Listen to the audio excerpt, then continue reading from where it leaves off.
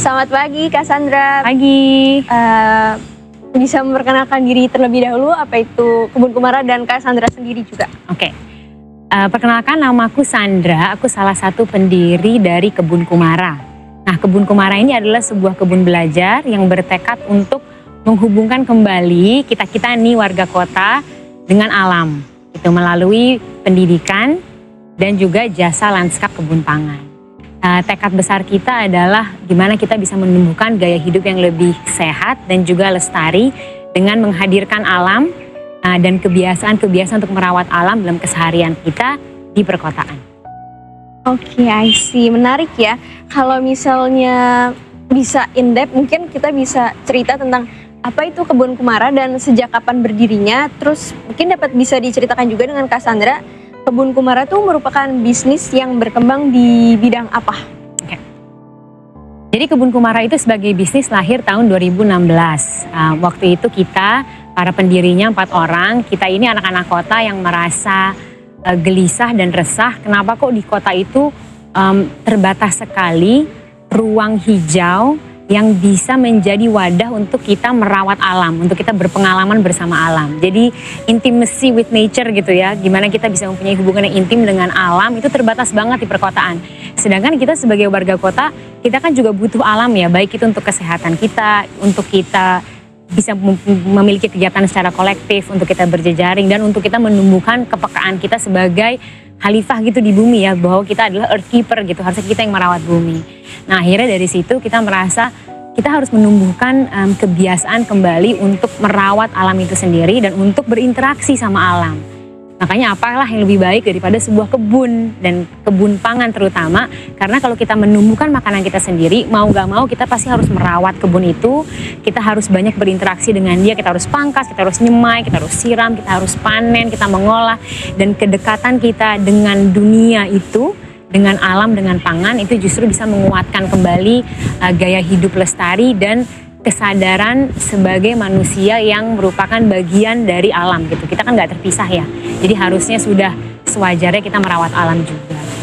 Nah, lahirlah dari kegelisahan itu sebuah bisnis, yaitu Kebun Kumara. Nah, Kebun Kumara ini adalah sebuah kebun belajar. Jadi tekad kita adalah bagaimana kita kembali menumbuhkan kesadaran sekaligus kebiasaan sebagai warga kota untuk dekat dengan alam, untuk merawat alam, untuk nandur gitu ya, untuk bercocok tanam, untuk menumbuhkan makanan sendiri sebagai pintu masuk untuk kita bisa lebih menumbuhkan gaya hidup yang lestari.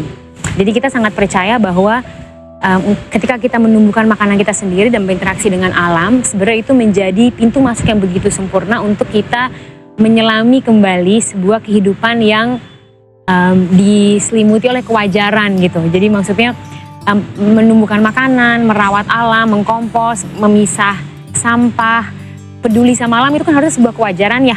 Sama kayak kita mandi, gosok gigi gitu kan. Harusnya merawat alam itu juga bagian dari sebuah norma yang kita tumbuhkan. Nah, itu kenapa kita numbuhin sebuah kebun belajar, biar sama-sama nih kita tumbuhkan lagi kesadaran dan pengalaman bersama alam dan kapasitas kita gitu, kepekaan kita untuk merawat dan mengolah alam itu sendiri. Nah, sebagai kebun belajar tentunya kita menawarkan jasa pendidikan. Jadi workshop untuk segala umur. Kita mempunyai program untuk anak-anak usia dini dari usia 2 sampai 6 tahun, namanya Nature Play School. Ini adalah program bermain dan belajar untuk anak-anak usia dini bersama alam. Jadi berbasis alam, semua kegiatan dilakukan di area outdoor bersama alam, di kebun, semua sensory play, semua elemen-elemen perkembangan anak ya, dari sensori, motorik, fisik, kecakapan dia dalam berhitung, dalam vocabulary, dalam linguistik, itu semua kita menggunakan medium alam, medium kebun sebagai gurunya. Itulah Nature Play School, dan itu kita mulai di tahun ini, sebenarnya tahun 2022. Selain itu, dari awal kita juga punya kegiatan banyak sekali untuk anak-anak, di mana kita bekerja sama dengan sekolah. Jadi sekolah-sekolah itu datang biasanya lewat field trip ke Kebun Kumara, di mana kita merangkai sebuah kegiatan untuk mereka berpengalaman bersama alam, berkebun, mengkompos, dia kenal tanah, dia ngaduk tanahnya sendiri, dia nyemai tanamannya, dia panen, dia mengolah panen. Jadi kita bekerja sama dengan sekolah-sekolah untuk menghadirkan pengalaman itu, karena kan sangat kurang ya di perkotaan anak-anak SD, SMP, SMA mendapatkan pengalaman holistik tentang sustainability, tentang kelestarian, tapi dari hal yang sederhana banget gitu, dari hal yang bisa dia alami. Nah itu workshop yang untuk anak-anak dari segi sekolah. Ada juga workshop-workshop kita untuk dewasa gitu. Jadi kita punya public workshop, orang tinggal daftar bisa ikutan pelatihan bersama kita seputar berkebun, mengkompos dan lainnya. Bisa juga biasanya kita kerjasama dengan perusahaan, banyak sekali perusahaan atau komunitas atau organisasi yang punya kegiatan buat internal employees kan, gitu, kegiatan untuk well-being, untuk wellness, kegiatan untuk sustainability. Nah kita meramu program juga untuk itu.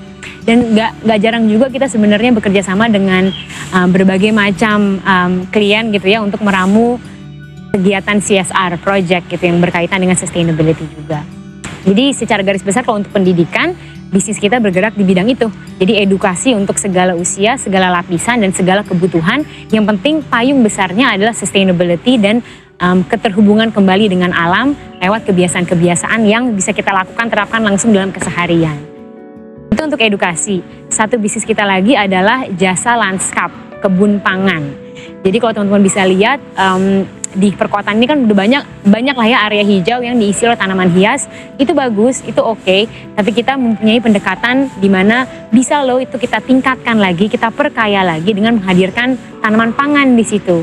Jadi nggak cuma kita tanam tanaman hias aja, tapi kita lengkapi dengan tanaman pangan. Jadi kita bisa makan dari situ, kita bisa ada kegiatan bersama keluarga di situ. Kalau itu sekolah, dia bisa punya kegiatan proses belajar mengajar di kebun sekolahnya gitu. Jadi yang lebih berinteraksi dan lebih mendalam gitu ya pengalamannya. Untuk jasa landscape kebun pangan ini, kita sudah menggarap lebih dari 25.000 meter persegi sih di kota, yaitu lahan rumah. Jadi memang orang yang punya atap, balkon, ada lahan pekarangan di depan rumahnya. Terserah mau ada tanah, mau ada enggak, kita bisa bantu menggarap, mendesain area tersebut dan menggarapnya. Juga kita menggarap sekolah-sekolah atau lahan-lahan komunitas gitu. Jadi terutama sekolah-sekolah yang pengen punya kebun belajar, itu kita bisa garapin lahan seperti itu juga biar dia punya outdoor classroom kan. Karena anak-anak juga harus bisa belajar dong di luar gitu kan. Nggak cuma dalam ruangan aja. Jadi kita untuk jasa lanskap kebun pangan, ya tekad besar kita adalah menghadirkan semakin banyak ruang hijau lagi, tempat yang bisa mengajak warga kota untuk aktif terlibat di ruang terbuka bersama alam, merawat alam.